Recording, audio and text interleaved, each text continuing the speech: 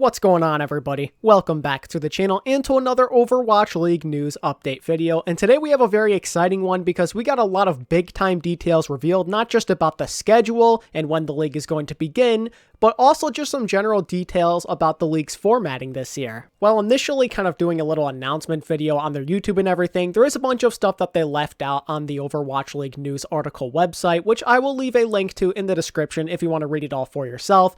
But there's some really cool stuff. The first thing we have to talk about, of course, is when the league is beginning, and that will be April 16th, which means we are less than 2 months away from Overwatch League Season 4 action. If you look in advance on your calendar, you will realize this is actually going to happen on a Friday, and this is something that's going to remain consistent throughout the entire season. We're going to get action on Friday, Saturday, and Sunday, which is really great. I'm happy we're getting even more days to watch because it kind of makes it feel more like the old days. I loved it when we got league action 4 days a week, so I'll take any sort of additions that we can get. That first week, April 16th through 18th, will be the start of the qualifiers for the first monthly tournament that we have, being the May Melee. Then, of course, we'll see a very similar format for the other 3 tournaments, that, of course, being the June Joust, the Summer Showdown, and the Countdown Cup. If you want to know who your team is going to be playing in all of these qualifiers for each week, then make sure to check out your team's schedule on the Overwatch League's website. I'm not going to go over all of it here in this video, so check it out if you're curious. The teams in both regions who show the best results during these qualifying weeks will move on to the knockout section of this, where we then decide who is going to move on to the weekend tournament. Because the West and the East don't really have the same number of teams, you're going to see them run their formats a bit differently when it comes to the regional knockout portion of this tournament.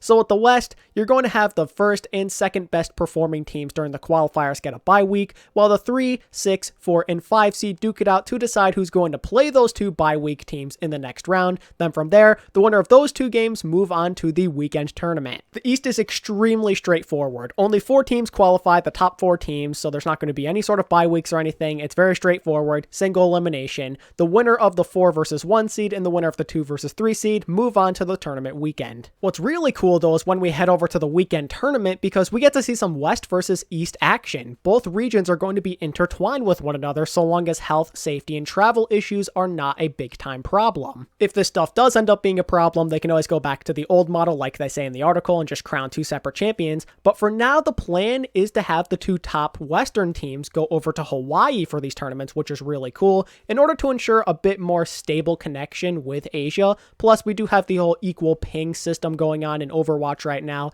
so we can have all teams play on the same ping, which is fantastic. I mean, this is what we want, right? We don't have to wait so long for the big guns to go at each other. We don't have to wait an entire year to see Shock versus Shanghai, for example. That stuff we can get so much earlier on, and it can make even more classics than we saw last year even from these tournaments. I'm not sure how the rest of you feel, but I think this is all fantastic. This is a great system in place so long as everything goes our way. It'll feel a bit more, well, normal, if you will, you know? It'll feel a bit more like the old days where any team can play each other on any given day. While we're on the topic of tournaments and qualifying and all that, we definitely have to talk about the major changes they made when it comes to the standings and where teams rank, because it's no longer about the win-loss record. They're changing it more to a hockey-like system or soccer/football system where it's all about points instead. So what this means is the more points you got, the more likely it is you are going to be high up in the standings, and the more likely it is you are going to qualify for a monthly tournament of some sort. And don't worry about tiebreakers, it's going to work the same exact way basically, where it's all about map differential and the other rules implemented. There's going to be 2 ways in which your team can earn league points, the first of which is the simple and easy way. Your team is going to play 16 qualifying regular season matches throughout the year, and for each win that you get during those 16 games, you get 1 league point. Then there's the more interesting way though, bonus wins. Much like with the regular season tournaments last year, if you finish top 3 or better in any of these regular season tournaments, you're going to get some bonus points. First place is 3 points, second place 2 points, and third place 1 point. This is a pretty big deal, I would say, because that's a lot of potential points your team could be earning that could go a long way when it comes to making the playoffs at the end of the year. We're talking 24 bonus points on the line here. It's important to remember that there isn't separate regional play going on here now, so not nearly as many teams are going to benefit from these bonus points. We had like, what, 8 teams getting bonus wins during these tournaments last year, now we're cutting that number down by more than half, so only 3 teams per tournament are getting something out of this, which means that these tournaments are way more important than last year, I would say. These tournaments could be life or death for a lot of these teams looking to make the playoffs this year, you know? And it's going to be really difficult for them because a lot of the top teams are probably going to be hogging those bonus wins a lot of the time. Miracle runs are now more important than they ever have been before when it comes to qualifying. I really wish a lot of these teams good luck because they're going to need it. Alright, but what about the playoffs while we're on that topic? So, all league points acquired throughout the season are going to be accounted for to determine if your team can qualify for the playoffs and what seed they're going to have for that matter. But that's only 5 of the 8 teams that will be a part of the playoff tournament. To determine the other teams that will be making it, a play-in tournament for each region is going to happen to see which other 3 teams are going to qualify.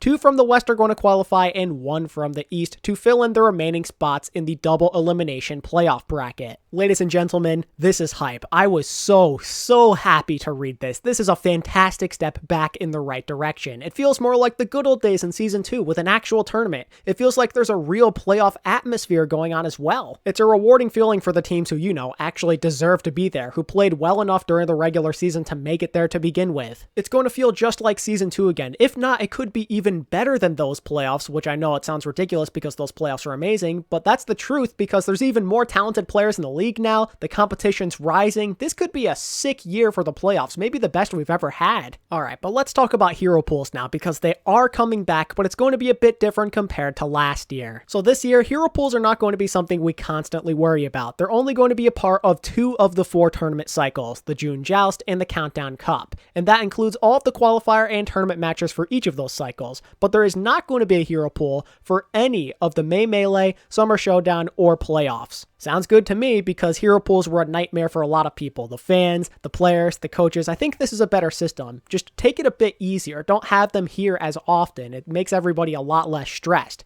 So for the 2 cycles where hero pools are going to be used, the same type of thing's going to play out where you have 4 heroes removed from play, 2 damage, 1 tank, and 1 support, and they're going to be randomly selected from a group of eligible heroes based on play rate data. The catch is, though, no hero can be removed more than once during the season, and I'm actually a really big fan of this. I think this is a great change, because think about all of the times we got a certain hero get banned a bunch of times throughout the year. I'm pretty sure Widow and McCree got destroyed by hero pools, and they were banned like every other week. It was ridiculous. The one thing that is rather unfortunate about this rule, though, is that we're going to be stuck with characters we don't enjoy watching a lot more often. We can't see Orisa or like Mei or Brig get banned like every single week. We're going to be stuck with them most of the time. It kind of makes it so we're less likely to have a refreshing meta be in place because of a certain hero ban, but I don't think it's the biggest deal in the world because I think a bunch of the players are going to appreciate that, and that's what matters the most. We want them to be happy. I love me some chaos and some random compositions, but in a way this is definitely better because now teams are going to be more refined with their compositions. There's not going to be changes all the time. They can actually show some consistency and show improvement even, so that's a good thing, I suppose. I'm not going to share everything, but just a couple of other quick things to go over is one, the prize pool is looking pretty nice this year, over $4.2 million up for grabs with $100K for first place for every single regular season tournament, and then of course you still have the $1.5 million first place grand finals finish in place. I think that's really cool. It's good to see all of this money on the line. The other thing I quickly wanted to highlight is the more consistent broadcast times being put in place. So unlike previous years, both the Western and Eastern games are going to start basically at the same time every single week of every single day. In the West, 12 p.m. Pacific time.